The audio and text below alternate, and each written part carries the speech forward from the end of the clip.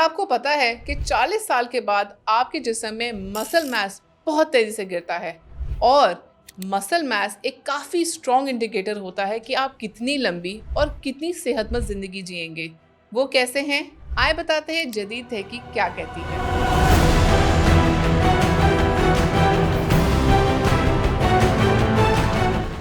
सबसे पहले समझना जरूरी है कि मसल आपकी स्ट्रेंथ का नहीं, एक सर्वाइवल का ऑर्गन है। 30 साल के बाद हम हर 10 साल में 3 से 8% तक मसल लूज करते हैं, लेकिन 40 साल के बाद ये लॉस बहुत तेज हो जाता है। और ये सिर्फ फिजिकल अपीयरेंस का मसला नहीं होता, मसल लॉस का असर होता है हार्मोन्स पे, मेटाबॉलिज्म पे, बोन्स की स्ट्रेंथ पे, दिमाग की एजिंग पे और बीमारियों का रिस्क बढ़ता है। अब ये होता क्यों है?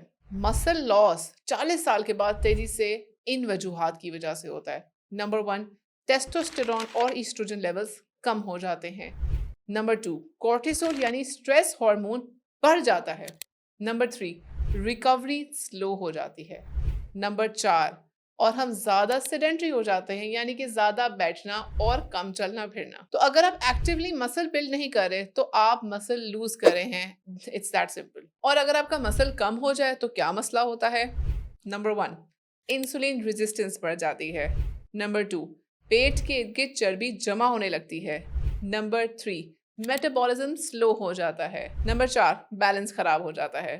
नंबर 5, आपके अंदर कमजोरी आ जाती है, यानी हमें छोटी छोटी चीजें भी करना मुश्किल लगता है। 50 साल के बाद मसल मास काफी स्ट्रॉन्ग इंडिकेटर होता है कि आप कितनी लंबी और कितनी सेहतमंद जिंदगी गुजारेंगे। मसल बेसिकली आपका मेटाबॉलिक इंजन है, यानी कि ब्लड शुगर को एब्जॉर्ब करता है, अमाइनो एसिड्स को स्टोर करता है ताकि हम रिकवर कर सकें, हार्मोन्स को सपोर्ट करता है और आपका रेस्टिंग मेटाबॉलिज्म हाई रखता है। जो आपके मसल्स हैं वो सिर्फ फिजिकल स्ट्रेंथ का नाम नहीं है, ये एक डिजीज प्रोटेक्शन भी देते हैं।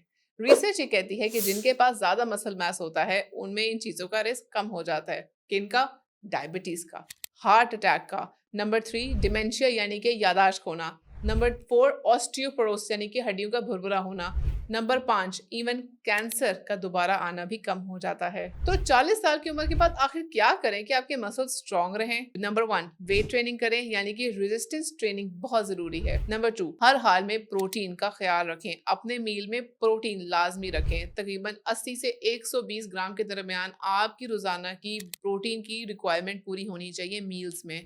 नंबर 3, 7 से 8 घंटे की नींद लें। नंबर 4, स्ट्रेस को मैनेज करें, चाहे वो मेडिटेशन की तरह हो या वॉक की तरह हो। तो जो आपके मसल्स हैं वो सिर्फ आपकी फिजिकल एस्थेटिक्स के लिए नहीं, ये आपके हेल्थ स्पैन की इंश्योरेंस भी हैं। तो अगर आप 40 साल के बाद भी स्ट्रॉन्ग, एक्टिव और डिजीज फ्री रहना चाहते हैं तो मसल बनाना चॉइस नहीं बल्कि जरूरत है। ज्यादा मसल का मतलब है ज्यादा एनर्जी, ज्यादा इम्यूनिटी और ज्यादा जिंदगी।